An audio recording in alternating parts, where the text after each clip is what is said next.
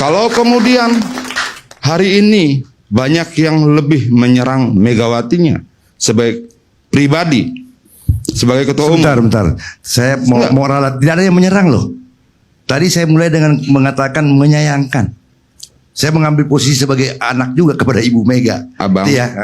Abang yang terhormat, saya juga tidak disebut abang. Jadi abang tidak perlu membela diri ketika tidak diserang. Oke? Kalaupun itu terjadi, kita marah? Tidak. Kenapa? Saya percaya kalau Bang Karni suka mengutip perkataan orang, ada juga perkataan yang menarik menurut saya. Orang yang berpikir besar akan bercerita tentang ide. Orang yang berpikir menengah bercerita tentang peristiwa. Orang yang berpikir kerdil bercerita tentang orang lain. Ngomongin orang lain. Kita ngomongin siapa?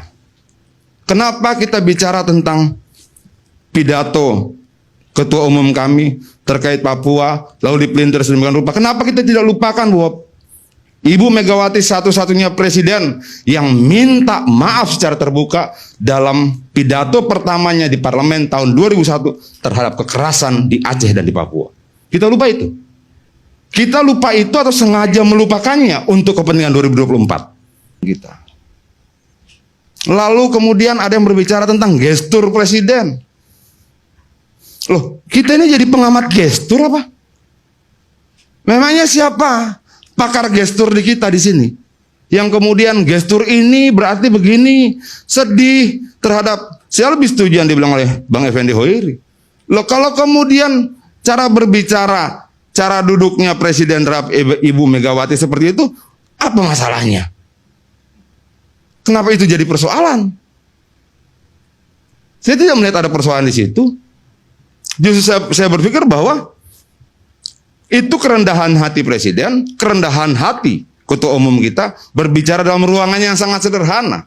Yang mungkin saja orang bicara berpikir mungkin harusnya ruangan yang dihadiri oleh presiden tidak sesederhana itu.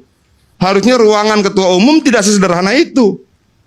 Kenapa yang kita bicarakan gesturnya bukan kesederhanaan ruangan itu? Gestur presiden duduk santai ketika kemudian Mbak Puan ngambil video dia dada-dada. Nah, ini dia bicara gestur juga. Bukan. Sebentar, Ray. Kenapa tidak itu yang kita bicarakan? Kenapa cara duduknya? Kenapa bahwa kemudian tidak gestur yang lain? Artinya bahwa, enggak dong, artinya bahwa kita tidak fair.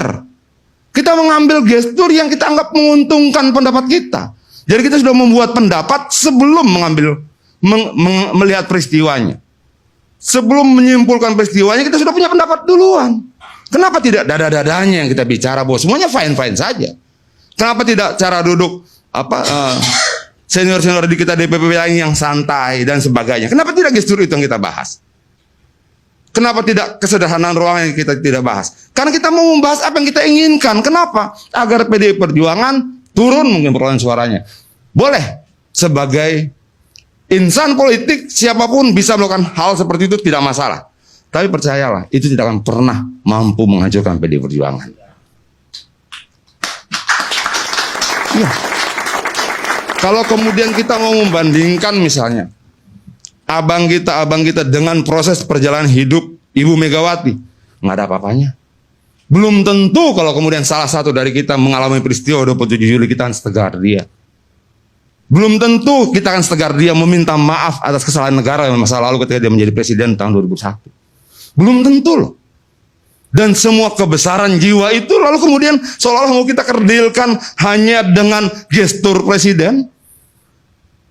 Kalau kemudian dia berbicara tentang jangan berkhianat, memangnya ada dari kita di sini yang setuju pengkhianatan? Menurut saya yang mengatakan, kalau Ibu Megawati katakan jangan main dua kaki, memangnya dari kita di sini ada yang setuju untuk main dua kaki? Kalau dia katakan jangan tiga kaki, memangnya ada dari kita di sini yang setuju main tiga kaki? Menurut saya itu bukan cuma ucapan bagi Ibu Megawati, itu keinginan kita masing-masing di sini. Jangan berkhianat ya, jangan main dua kaki ya Rey, ya sama. Lalu dia ucapkan di hadapan kadernya, lalu seolah itu menjadi persoalan gitu. Menurut saya, kalau dia sampai bicara itu begini ceritanya. Keputusan untuk memutuskan siapa presiden, siapa calon presiden, siapa cawapres di tangan ketua umum. Itu keinginan Ibu Ketua Umum? Bukan. itu keinginan seluruh peserta kongres kemarin. Jangan dong kemudian diputar balikan seolah-olah kemudian tidak ada demokrasi. Kok jadi lucu? Lalu orang bilang baso. Apa problemnya dengan itu? Orang tidak disebutkan tampangnya kok, tidak disebutkan rezekinya kok, tidak disebutkan apa-apa. Lalu semua seolah menjadi persoalan. Oh, ini memang serangan-serangan politik yang kemudian memutar balikan, melintir, mencoba menafsirkan sesuai dengan kepentingan politik masing-masing terhadap pidato itu. Kalau sekali lagi itu dianggap untuk menghancurkan, mengurangi suara, menggergakan PDI Perjuangan bukan partai kaleng-kaleng.